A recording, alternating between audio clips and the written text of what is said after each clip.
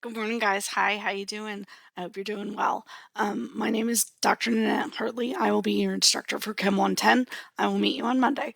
But I wanted to walk through some stuff that exists in D2L to show you sort of where things are and what things are going to look like, that kind of stuff. Understand that what I'm going to show you today is a little bit different than what you will see. This is my view um, as an instructor. So there are things that are currently visible to me that are currently not visible to you. And that's because I'm making updates to some of the links and some of the dates and some things like that. So bear with me with that. I'm going to go ahead and share my screen. And we will take a look at D2L. So this is D2L. If you haven't been in here before, then sorry. But if you have, that's great. This is the Chem 110 course that we share together. Obviously, if you're seeing this video, you've been in D2L. So sorry about that. Content is the first thing that I want to talk about. So under content, what you're going to find is that there are a number of different topics. So one is the course documents. Here you will locate um, this introductory video, the syllabus, my addendum, my course policies, and the lab manual. There are also some lecture materials. This is all the information about how to get to Alex. So this will be updated for you guys so that you can get registered through Alex, and that can be linked to our great book. This is our lecture documentation, and this is the part that I really want to talk about. What you'll see in here is there are 3 units. Each unit corresponds to the test. So Unit 1 is Exam 1, Unit 2 is Exam 2, Unit 3 is Exam 3. For most of the material that you'll see in here, and this is not true for the very first lecture, you'll see there are only 3 things there, and we'll talk about that in just a second.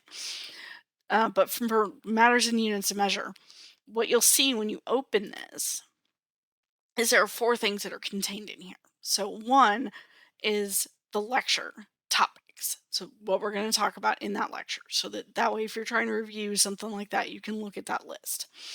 This is my PowerPoint. This PDF is the PowerPoint that I will be presenting in class. Feel free to print these, take notes on them, do whatever you want. What you will see after that is practice problems for each lecture. These will appear the day of that lecture at 1:00 p.m.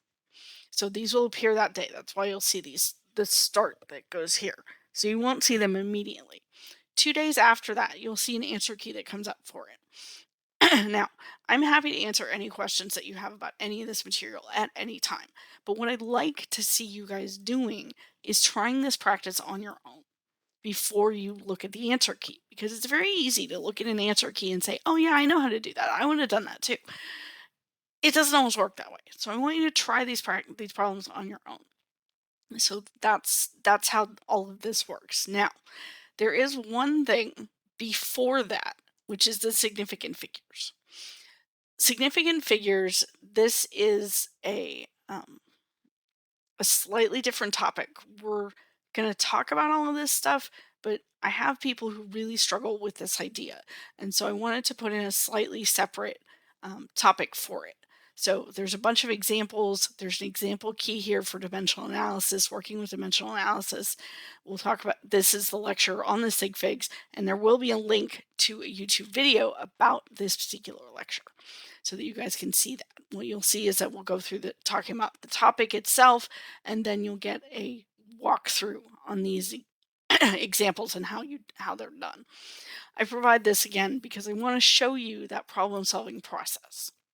So that's what that is for. You'll also see in here, so that's under lecture documentation. You will see that there will be information about each exam so that you can see their sort of review questions that go with that.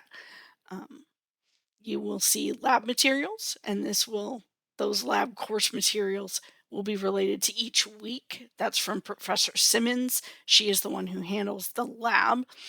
And this other instructor's practice is going to get renamed. This is all practice for the final, but there will be materials to help you prep for the final as well. At some point soon, I will upload a copy of the exam handouts. And the reason I'm going to do that is because I want you to practice with those exam handouts. So you'll see exactly what you're going to get on a test to work with. It's a very comprehensive set of materials that I use for 110 and 111. And I want to make sure that my 111 students have all the materials that I would have provided to a 110 student. So that's something that you'll see as well. It is currently not uploaded because I'm making some changes to the one that I had last term. So that will be there as well, and that will be in those course documents. All right. Hopefully that takes care of that. I do plan to walk through this in class um, on Monday with you guys. So hopefully you guys are good. I will talk to you guys soon, and I look forward to meeting you all. Thanks. Bye.